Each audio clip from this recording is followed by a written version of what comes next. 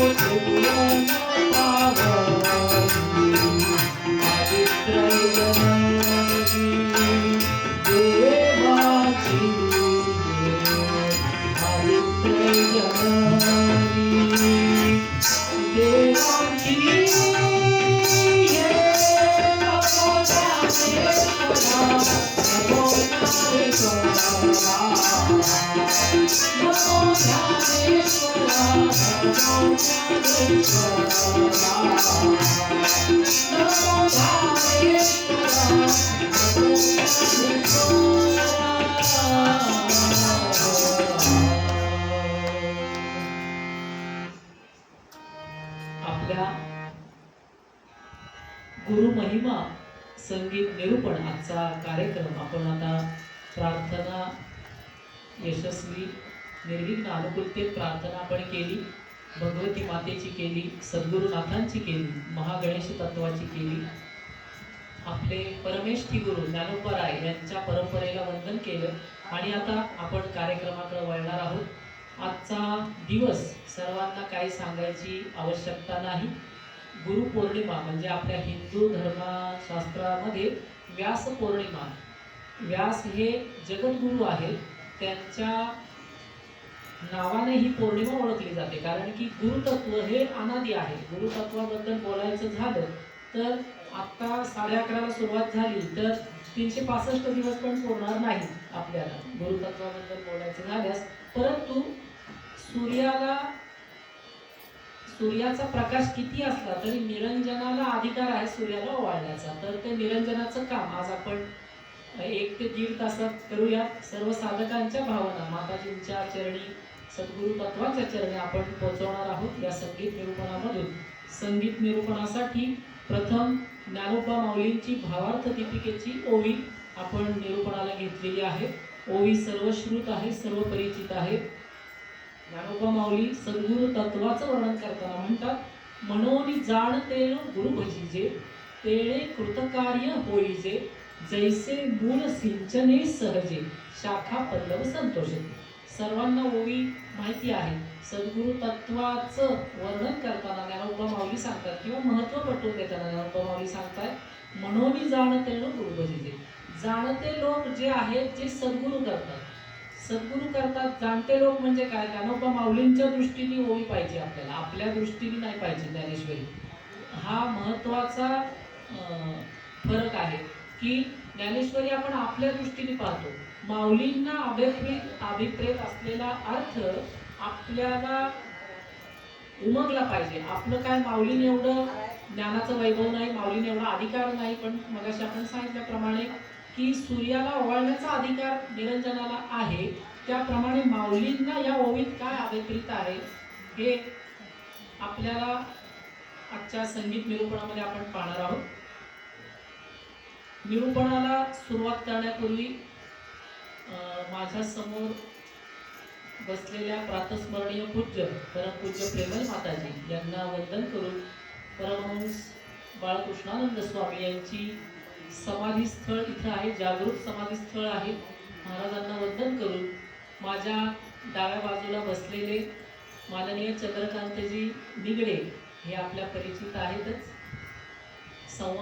संवादिनीवर ते बसलेले आहेत, म्हणजे हार्मोनियमवर ते आहेत. त्यांनी संवाद त्याच्यातून साधल्यानंतरच आपले शब्द सर्वांना कळतात. तर असे आमचे चंद्रकांतजी निगडे, तसेच माझ्या उजव्या हाताला बसलेले माननीय अशोकजी मोरे यांचं संगीत विद्यालय आहे. मोठ्या म्हणजे गायनातली व्यक्ती आहेत या दोन्हीही. तसेच आमचे ज्येष्ठ आणि तपोनिष्ठ जे टाळ वाजवतात, ज्यांचं आपले माऊली टाकळकरांचं नाव आपण ऐकलंय, अगदी त्याचप्रमाणे आमचे माननीय मुकुंदजी जोशी हे प्रत्येक गायकाला टाळावर इतकी सुंदर साथ करतात की टाळाची साथ ही प्रचंड महत्त्वाची आहे. जसं तबला, हार्मोनियम तसं टाळ, आणि या सगळ्यांचा मेळ बसला तर मग निरूपण व्यवस्थित होणार आहे. तर अशा रीतीने या सर्वांना मनोमन वंदन करून, माऊलींना वंदन करून, समोर उपस्थित असलेल्या श्रोतृ वर्गाला वंदन करून आजच्या निरूपणाला आपण सुरुवात करणार आहोत. ओवी आपण सांगितलेली आहे.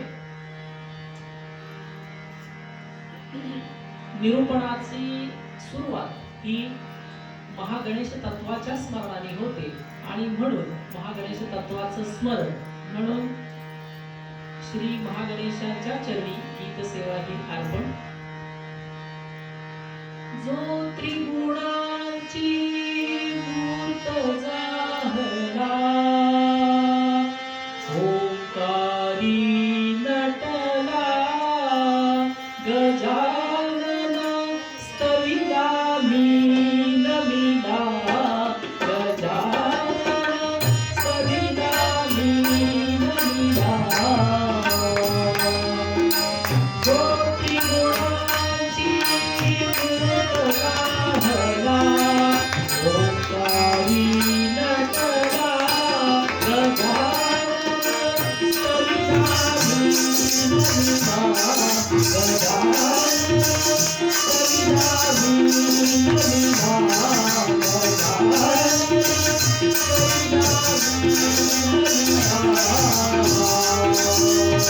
स्तविला मीन मिला. नृत्य विशारद स्मरण दयाचे तुझे मोक्षपद.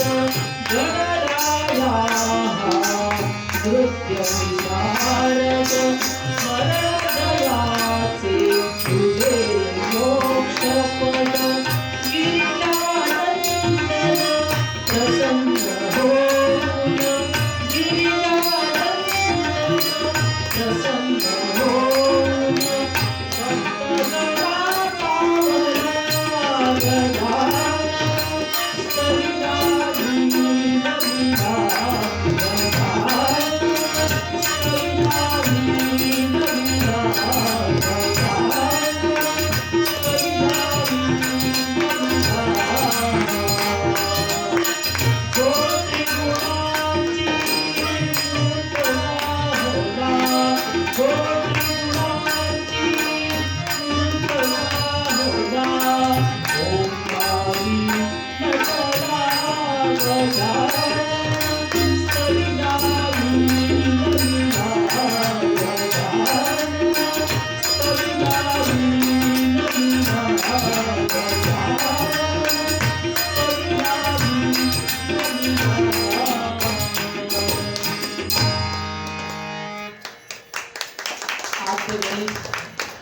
आद्य गणेश स्मरण आपल्याला माहिती आहे.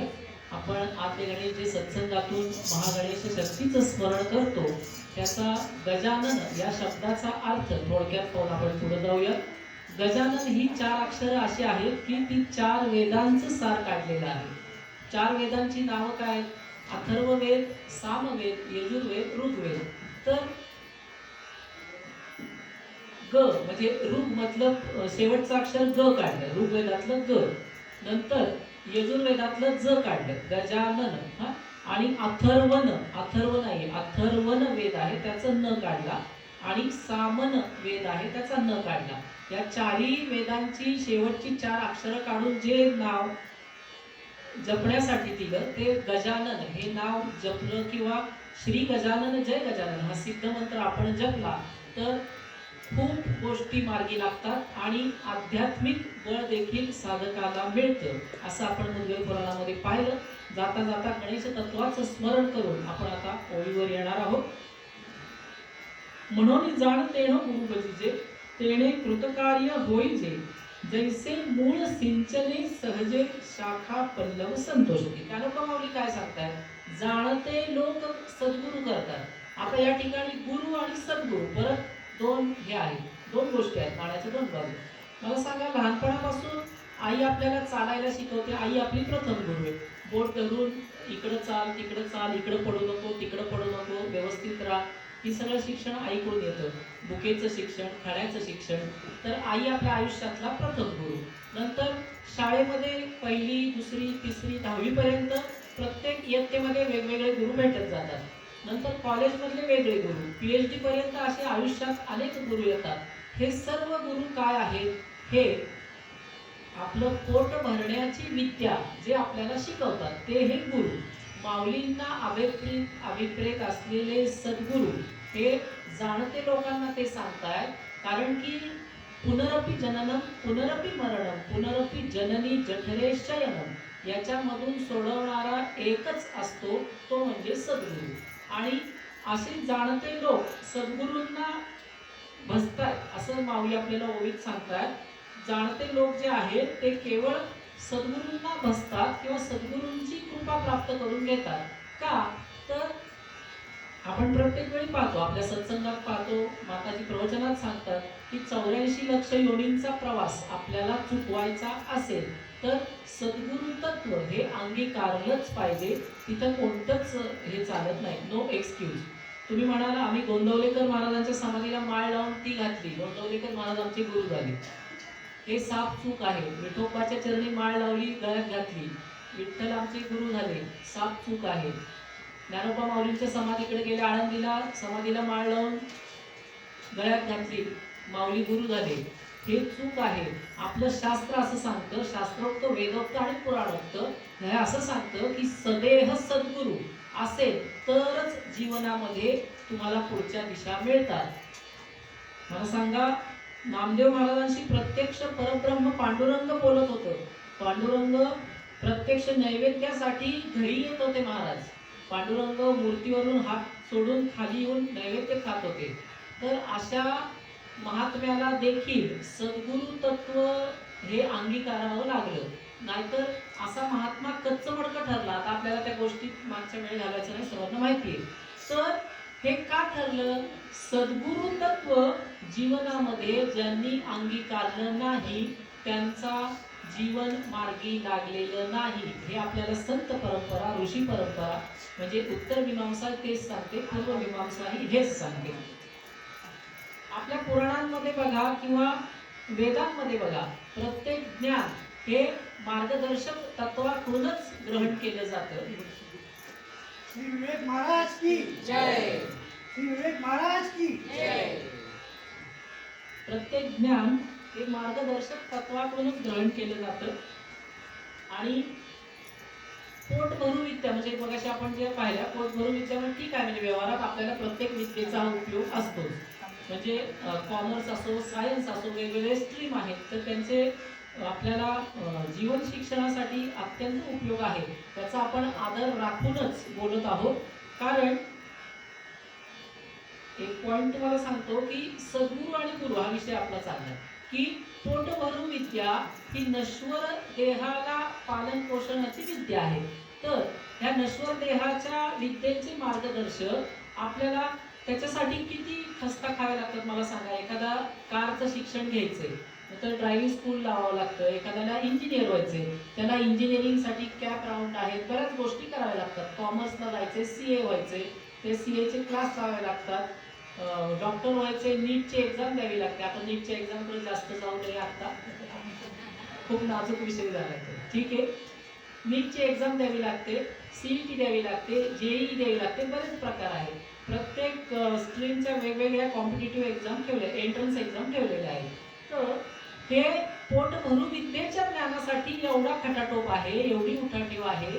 तर तो अनादिकालचं परमात्म तत्व ज्यांनी 14 ब्रह्मांड चालवली, ज्यांनी तुम्हाला आम्हाला रोजचा श्वास दिलाय, ज्यांनी 21,600 श्वास आपल्याला कोणतीही किंमत न घेता दिलेले आहेत, असं अनादिकालचं परमात्म तत्व आकलण्यासाठी सद्गुरूंचं नियोजन असतं आणि तसंच नियोजन लागतं तिथं.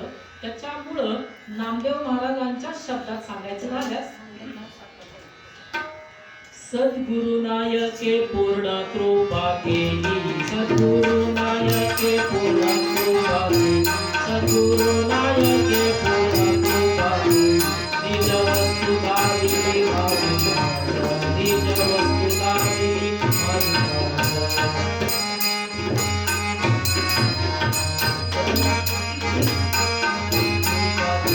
सद्गुरु नायके पूर्ण कृपा केली, निज वस्तु दाविली माझी, निज वस्तु दाविली माझी. माझे सुख मज दाविले डोळा, माझे सुख मज दाविले डोळा, निधनी प्रेम करा, निधनी प्रेम करा, दया उत्तराई व्हावे डोळ्यामुळे, दया उत्तराई व्हावे डोळ्यामुळे. जन्म नाही येणे नैसर्गिक, जन्म नाही येणे नैसर्गिक. माझे सुख मज दाविले डोळा, माझे सुख मज दाविले डोळा, निधनी प्रेम करा, निधनी प्रेम करा, निधनी प्रेम करा. नामदेव महाराज, सद्गुरु नायके पूर्ण कृपा केली. नामदेव महाराज असं नाही म्हणत सद्गुरु नायके अर्धी कृपा केली. अभंगात असं आहे का? सद्गुरु नायके पूर्ण का असं लिहिलं? सद्गुरु नायके अपूर्ण कृपा केली असं नाही महाराज. आणि पूर्ण कृपेचा विषय म्हणजे सद्गुरु. सद्गुरु हे नाव इज इक्वल टू पूर्ण कृपा. ऐसी कळवळ याची जाती करी लाभावीण प्रीती. नामदेव महाराजांचं मगाशी आपण पाहिलं की भ्रम होता, विठ्ठल माझ्याशी बोलतोय, पांडुरंग परमात्मा माझा नैवेद्य खातोय, पांडुरंग परमात्मा मी सांगेल ते ऐकतोय, पांडुरंग परमात्म्याचा शेला पण मला पांघरायला मिळतोय, असे अनेक भ्रम. एका आमच्या मुक्ताबाईचं वय किती होतं महाराज? 12 ते 13, फार फार तर 14 वर्षाची मुक्ताबाई. तिने एवढ्या मोठ्या प्रचंड ज्ञानी व्यक्तिमत्वाचं, ह्याचंच नाही चांदेवांचं पण गर्वहरण केलंय, नामदेवांचं केलंय महाराज. हे कशाच्या जोरावर आहे? तर सद्गुरु नायके पूर्ण कृपा केली.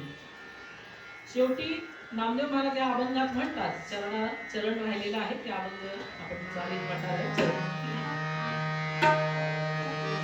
नाम म्हणणे निकी दावियली सोय, नाम म्हणणे निकी दावियली सोय.